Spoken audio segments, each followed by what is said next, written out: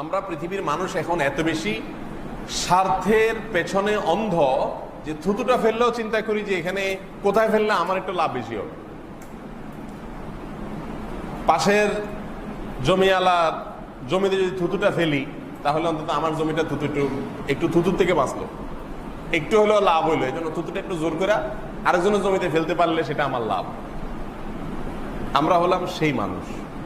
এইরকম সময়ে এসে আর্থিক ইবাদত গুলোতে নিয়তকে খাঁটি করা, এটা হচ্ছে কত কঠিন একটা কাজ। এটার জন্য স্ট্রাগল করতে হয়, এটার জন্য নিজের সঙ্গে নিজে যুদ্ধ করতে হয়। যেমন দান একটা আর্থিক ইবাদত।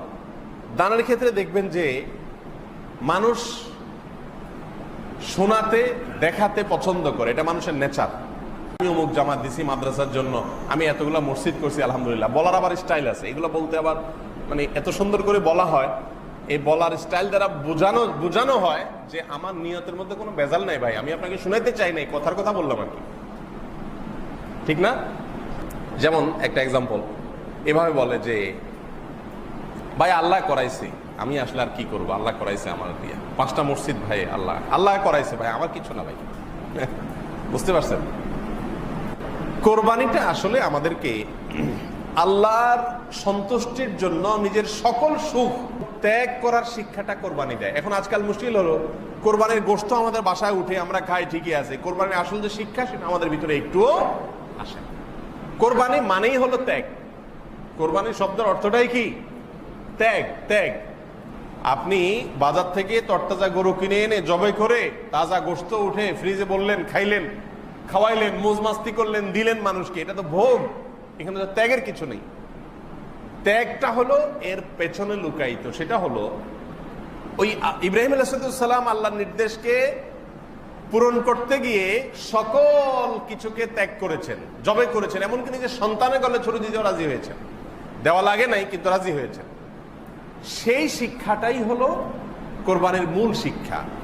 ওইটা নিয়ে যদি আপনি ফজর নামাজের সময় আরামের ঘুম ত্যাগ করতে পারেন, এই যে ত্যাগ, আপনি হারাম নিতে পারেন, হাতছানি আছে, বিশাল বড় লোভনীয় অফার, চাইলেই ঘুষটা নিতে পারেন, চাইলেই সুদের কারবার করতে পারেন, চাইলেই চুরি করতে পারেন, দুর্নীতি করতে পারেন, কিন্তু আল্লাহর ভয়ে করলেন না, এর নাম ত্যাগ।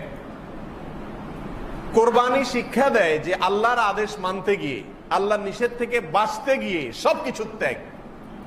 আমি একটা গ্রুপ মেনটেন করি, একটা দল মেনটেন করি, একটা সার্কেল মেনটেন করি, কিন্তু দেখা গেল যে এটা মেনটেন করতে গেলে আল্লাহ সন্তুষ্টির দিকে যেতে হয়, এই জন্য এদেরকে ত্যাগ করে দিলাম, এর নাম ত্যাগ। কোরবানির শিক্ষা। একজন বন্ধু, আমার অনেক ঘনিষ্ঠ বন্ধু, কিন্তু দেখা গেল যে তার সাথে চলতে গেলে আমার নামাজটা ঠিক মতো হয় না, সে তার সাথে চললে আমার আল্লাহ থেকে আরো দূরে সরে যেতে হয়। এই বন্ধুকে ত্যাগ করে দেওয়া, কাট করে দেওয়া, এটার নাম ত্যাগ। এগুলো শেখায় কোরবানি।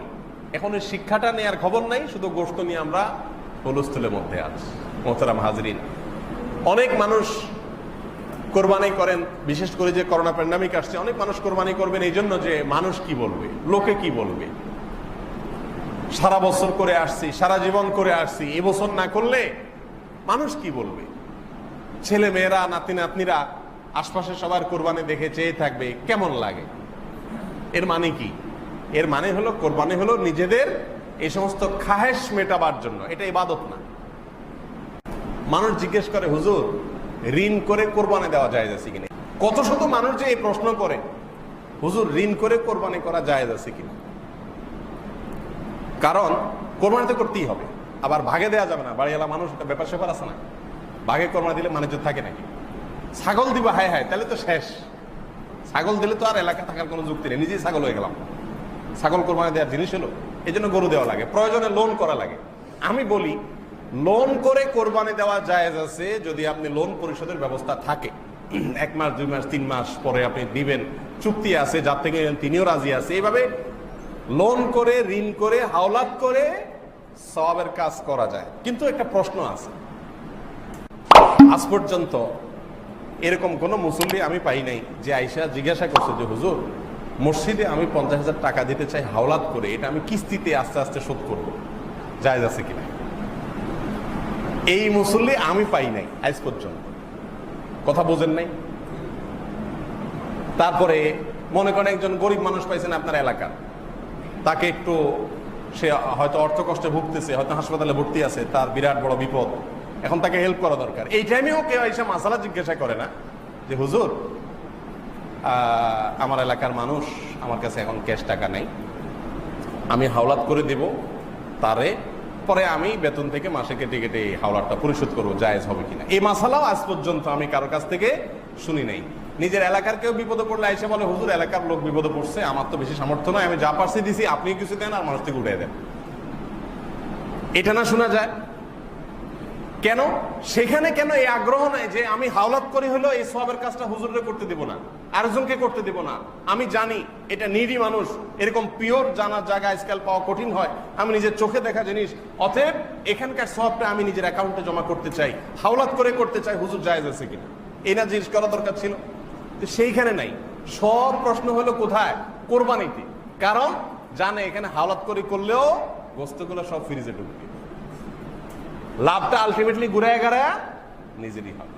ভাইয়েরা আমার, অনেক ব্যথা থেকে কথাগুলো বলা, হাসার জন্য না, আল্লাহর ওয়াস্তে এখনো কোরবানির পশু কিনেন নাই, একটু মাথাটা ঝুঁকিয়ে চিন্তা করুন, ভাবুন আপনি কোরবানি কি গোশত আহরণের জন্য করছেন, মানুষ দেখানোর জন্য করছেন, লোকে কি বলবে সেটা থেকে বাঁচার জন্য বলছেন, সামাজিকতা মাথায় রেখে করছেন, নাকি আল্লাহকে সন্তুষ্ট করার জন্য করছেন?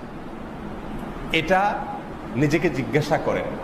সম্পূর্ণ জবাব, সন্তোষজনক জবাব আপনার মন থেকে আসার আগ পর্যন্ত কোরবানির স্টেপ নিয়েন না। এটাকে বলে আত্মসংগ্রাম, এটাকে বলে নিজেকে সংশোধন করা, এটাকে বলে জাহান্নামের পথ থেকে জান্নাতের রুটে আসার জন্য চেষ্টা করা, ইউটার্ন করার চেষ্টা করা। আমি অনুরোধ আজকে আপনাদেরকে রাখছি, এবং আমি প্রায় সময় বলি যে আপনার কোরবানি আল্লাহর জন্য হচ্ছে না, কয়েকটা পরীক্ষা করতে পারেন। এক নম্বর হলো, আপনি সব বছর গরু দেন, এবছর একটা ছাগল দেন, দেখেন তো আপনার মনে রাজি হয় কিনা। ছেলে মেয়ে বলবে আব্বু কি বলো, তোমার মাথা ঠিক আছে, তুমি শুধু একটা ছাগল দিবা আর কিছু না, না সাথে গরু দিবা? না, গরু টরু না, শুধু একটা ছাগল দিব মা। দেখেন পরিবারের লোকজনকে মানাইতে পারেন কিনা, বা আপনি নিজেকে মানাইতে পারেন কিনা। যদি আপনার কোনো মনে অসুবিধা না, আমার তো একটা কোরবানি দেয়া দরকার, এখানে অনেক অর্থ ব্যয় করে আপনার বিলাসিতা দেখানোর দরকার নাই। একটা জিনিস হলো, আপনারা যারা বেশি বড় গরু কোরবানি দেন গরিবকে গোশত খাওয়ানোর জন্য, তাদের উদ্দেশ্য ভালো, তারা মনে কষ্ট নিয়েন না, আমি শুধু বোঝার জন্য বলতেছি। আমার অবজারভেশন হলো, বাংলাদেশের পরিস্থিতিতে, বাংলাদেশের প্রেক্ষাপটে যে যত 2 নম্বর তার কোরবানির সাইজ তত বড় হয়। সবার জন্য না কিন্তু, বিশেষ করে 5টা 7টা 10টা 20টা গরু এদেশে বেশিরভাগ দুর্নীতিবাজরাই দেয়। এদেশে মানুষ না খায় মরে, ঘরের অভাবে, বন্যার পানিতে হু হু করে পানি ঢুকে, শীতে মানুষ কষ্টে মরে, কই সেখানে টাকা দেওয়ার লোক তো এদেরকে দেখলাম না। এরা এগুলো করতেছে বিলাসিতা। এই জন্য নিজেকে পরখ করবার জন্য 1 বছর হঠাৎ করে একটা ছাগল কোরবানি দেন। সবাই জিজ্ঞেস করবে ভাই এবছর কি টাকার টানাটানিতে আছেন মনে হয়, আহারে বেচারা এবছর ছাগল দিচ্ছে। তখন বলেন না ভাই, আমার বাজেট যেটা ছিল আলহামদুলিল্লাহ 15,000 দিয়ে ছাগল দিছি, আর বাকি 25,000, 30,000, 40,000 বাকি বাজেট যেটা ছিল গরুর জন্য, ওইটা এবছর আমি অন্য একটা ভালো কাজে মসজিদের ছাদে দিয়ে দিছি। আমার কোরবানিটা তো হয়ে গেল আলহামদুলিল্লাহ। কোরবানির জন্য তো বড় কোনো সাইজ হওয়া জরুরি। রাসূল করিম সাল্লাল্লাহু আলাইহি সাল্লাম কি দিয়ে কোরবানি দিয়েছেন আপনারা জানেন তো? গরু না উট?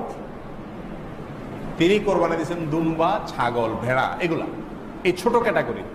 এখনো সৌদি আরবে যদি আপনি যান, শতকরা 99%, 9% বললে ভুল হবে, শতকরা 99.9% বা আরো বেশি হবে, মানুষ এখনো কোরবানি করে কি? ছাগল বা দুম্বা। এই যে কোরবানির একটা বাহার, গরু, বিশাল বড় গরু, জোড়া গরু, জাম্বু গরু, ট্রাম গরু, এখন তো শুরু হয়েছে নতুন করে ওট, যে কে ওট দিতে পারে। ভাইরা আমার, নিজেকে সংশোধন করার উদ্দেশ্যে একটা বছর বা মাঝে মধ্যে একটু স্ট্রাগল করেন যে ঠিক আছে আমি দেখি আমার আল্লাহর জন্য হচ্ছে কিনা, আমি দেখি একটা ছাগল দিই মন মানে কিনা, সাইজটা আমার কাছে ফ্যাক্ট কিনা। এটা একটা। আরেকটা হলো, এটা আরো কঠিন, সেটা হলো অ্যাসিড টেস্ট। এটা 1 বছর আপনি একটা কোরবানির পশু, সবসময় এটা করা জরুরি না, নিজের হাতে কোরবানি করা সুন্নাত। 1 বছর একটা কোরবানির পশু একজন গরিবকে কিনে দেন। ধরেন এই ভূমিপল্লীতে বহু গরিব মানুষ আছে না, যে কোরবানি দিবে না। আপনি একটা গরু কিনে গরিবরে ডাইকা ওরে বাজারে নিয়া গরুটা কিনা ওর হাতে দিয়া বলেন এটা তুমি জবাই করে গোশতটা খেয়ে নিও, আর পারলে একটু গোশত 2-4-5 কেজি আমার বাসায় পাঠাই দিও, গোপনে, কেউ যেন না জানে। এই কাজটা অ্যাসিড টেস্টের মতো কাজ না? টাকা দিয়া বাজারে যায় গরুটা কিনে দিয়া, গরু তার হাতে বুঝাই দিয়ে আপনি নাই হয়ে গেলেন। বাজারে আসতে আসতে মানুষ তারা জিগাইলো, ভাই গরু কত, মাশাআল্লাহ আজকে এবার এত বড় গরু কোরবানি দিতেছেন, দিনকাল ভালো যাচ্ছে মনে হয়। সে তো মিটমিট করে হাসলো আর বাবা নিল, সব কার অ্যাকাউন্টে জমা হলো? কার অ্যাকাউন্টে জমা হলো? আপনার অ্যাকাউন্টে জমা হলো না? আমি কি বুঝাইতে পারছি বিষয়টা? এইভাবে মাঝে মধ্যে, আমি বলতেছি না প্রতি বছর করেন, মাঝে মধ্যে এরকম করেন, এলাকার সবাই জানবে যে আপনি কোরবানি করেন নাই। আরে একটু করে গোশত পাঠাবে আপনার যে বাসায়, আরে ভাই এবার গোশত কোরবানি করেন, মনে হয় টাকা পয়সার টানাটানি আছে। আপনি মিটমিট করে হাসলেন, তাদেরকে কিছু বললেন না, কিন্তু আল্লাহ জানে আপনার কোরবানিটা হয়ে গেছে, সব অ্যাকাউন্টে জমা হয়ে গেছে। গোশতটা কে খাচ্ছে?